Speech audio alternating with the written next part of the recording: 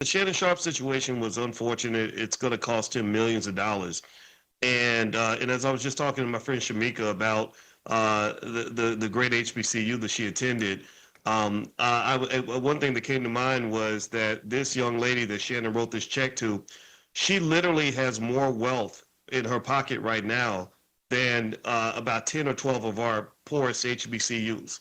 If you were to add up their endowments, she has more money than all their endowments. So this money that could have gone to educating probably a couple 100,000 black people over the next 100 years was spent because, unfortunately, no one ever helped him really understand the importance of sexual discipline as a prerequisite for the protection of wealth. We live in a society where, unfortunately, a lot of behavior has really been exceedingly vilified. I don't believe that this young lady deserved a check that size without significant evidence that he may have committed a crime. And then also we notice a lot of these cases, they go right to the money. They don't go to the criminal courts. They go to the civil courts.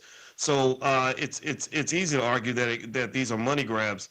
But at the same time, though, strategy and intelligence and diligence is important. A man who does not have some type of sexual discipline will have a very hard time holding on to his wealth. And I think that's doubly true if you're a black man. Because remember, for Shannon, I believe his problems are just starting.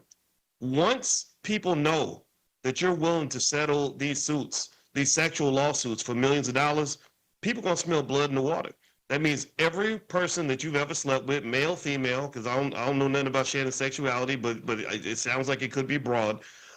Every person that you ever slept with that needs money now knows I can sue you and I can settle and get a big check without really having to prove anything. So it was unfortunate to watch, and unfortunately, you're gonna see a lot of brothers go through the same thing.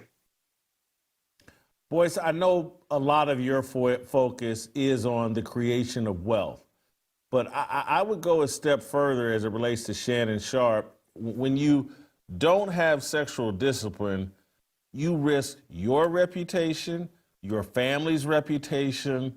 Shannon Sharpe has kids. And because he wanted to play this game, the Hollywood game of I want to get as much money as I can, I want to get as big a contract as I can, and there's a sexual deviancy, and hopping on board with the LGBTQ is a good way to increase your popularity in the television industry. And so he started running around with his gay stylist and creating the impression that he denies, but creating the impression that he and the gay stylist had something going on. And the next thing you know, Shannon Sharpe, he talked about it on Nightcap. His kids started questioning, Daddy, are you gay? And so this lack of is not just the money he's cost himself, he's turned himself into a laughing stock. And as it relates to the woman and what she has on him, only Shannon Sharpe knows that. And it must be so bad that he's willing to cut a multi-million-dollar check, whether it's 1 million, 2 million, 3 million, or 20 some odd million like they're talking about. Whatever she's got on him, he wants it quieted down enough that he wrote a big check. And so that's all on him.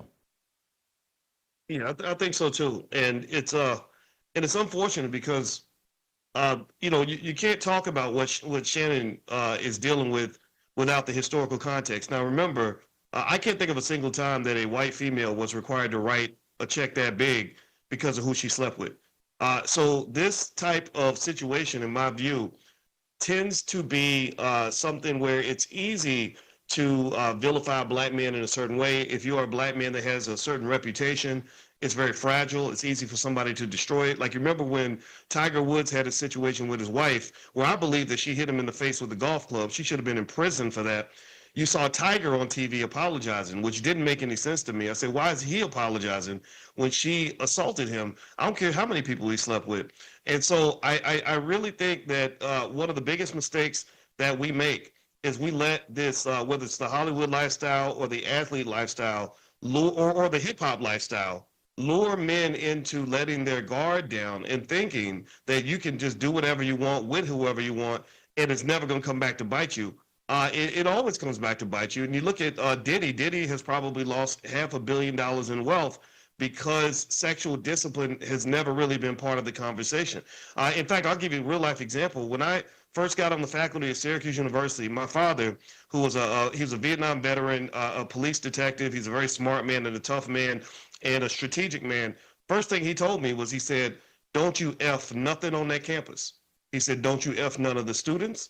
Don't you F none of the faculty. Don't you F none of the administrators," because he knew that as a young man making over $100,000 a year, that I was going to get approached. He said, "Don't you dare." He said, "You find your stuff off campus, because they can flip that on you real quick and destroy everything you work for."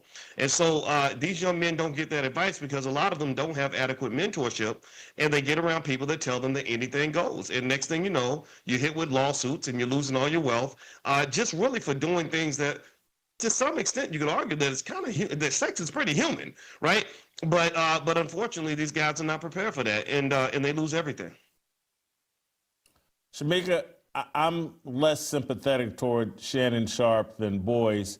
Do you have any sympathy for Shannon and what he's going through? I don't really have any sympathy, Jason, because when I think about it, my great-grandfather was never sued. And this is why I think we need to continue to promote traditional values. Get married, have that woman, and stay with her. And that way you can keep your wealth. We talk about building generational wealth all the time. The way to do that is to get married, to not have all of these babies out of wedlock, and to not be trying to sow your royal oats all over the place.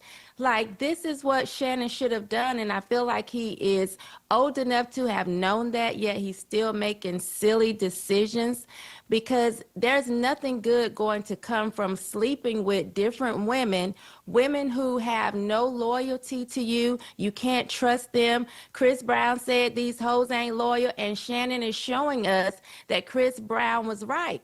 Unless you get with a woman who is really your helpmeet, who is there to give you that support, to assist you, fulfill, and satisfy, you're just really going to be putting your money in pockets with holes in them. I completely agree. And I don't, what's your thought on the young woman that sued him and got this check? How much blame, or how little do you dislike her? Or I don't know if I got the right words, but how do you feel about her? I definitely feel like she saw Shannon as a target, and that she intended to go after his money. I don't really believe that he was as bad as she wants to, paint him out to be, because she continued to stick around and be around him. I feel like the whole recording was a setup. So I feel like she was doing what women do, that, they can be very devious and dishonest, and she got paid for it. She's a high-priced prostitute, and she got a big check for it. I would describe her more accurately as a retired OnlyFans mom. I'm joking. but here's what I will say. This isn't sympathy for Shannon. It's just an explanation of reality. That, to me, clearly, Club Shay Shay was such a disruptor, and Shannon wasn't playing. And what I really think, let me keep it all real. Shannon started dabbling in that alphabet mafia stuff, running around with the gay stylist, and then he tried to back away from that. And the alphabet people was like, "What you mean you don't back away? There's only one way in and one way out, and death or jail."